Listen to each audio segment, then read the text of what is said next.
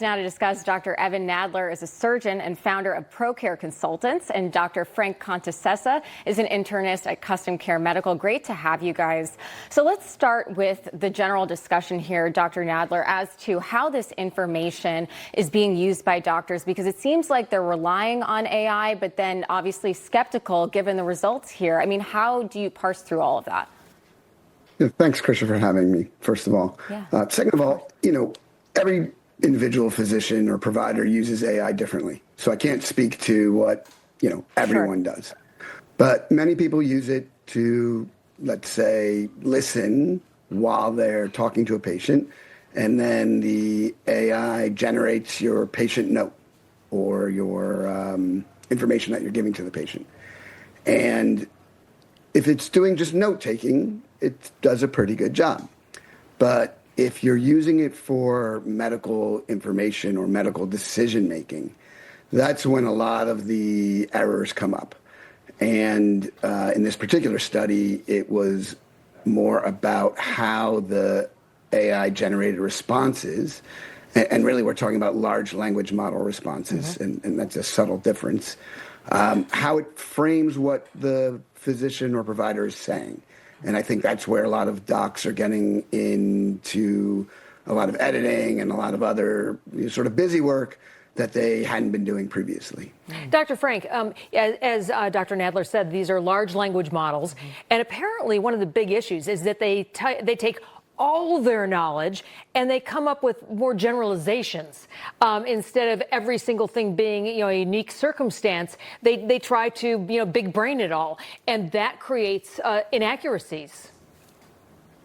Yeah, that's right, Edie. What the AI can't do, and actually it was in the package, is think like a doctor. And what a lot of doctors are doing, and what this study showed, excuse me, was it was using it for patient communications. It was composing emails and messages to people that they were having to go back and proofread and edit, because if there's a mistake in those communications, the doctor is still liable as if he did it himself. So that's creating the extra workload. I think I use it more like a research assistant. I might have a patient who's on a new drug that just came on the market, and I'm not as familiar with, I don't have as much experience. And I might say, hey, can I do this with a patient taking this drug? Or, and then what you have to do is go back and look at where it got its information from, because the AI is pulling from all different sources. What most people never take the step to do is say, where did the AI get this information that I'm using to make my decision with? So what it's great for is going through huge amounts of data that would take a human being hours or weeks or longer. Do it in a few seconds, condense it where a human brain can look at it and say, this is good information or this is not good information, and then make your decisions based on that. So shifting a little bit here, what about diagnostics, Dr. Nadler?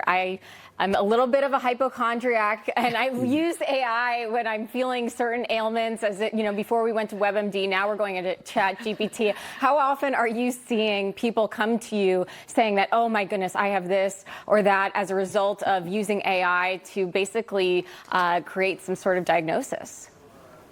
So people need to understand, and Dr. Frank brought this up a little bit, the way these systems work is they scour the internet for information, and then they condense it. And so that means they can only use information that's actually on the internet. They can't use information that's in my brain, for instance. And thus, a lot of the diagnostics might be okay for basic problems. My knee hurts. Is it likely to be arthritis or a torn meniscus? But there was a recent study in the Journal of the American Medical Association that said that 75% of adults use social media, which includes AI, to get medical information, and then 20%, 1 in 5, use it to make decisions. So what I would recommend people do is that it's okay to get some of your basic information from these platforms. And I actually did some consulting for one of the big AI, big social media companies, and learned a lot about how the different Claude, ChatGPT, Gemini, they actually give you different answers.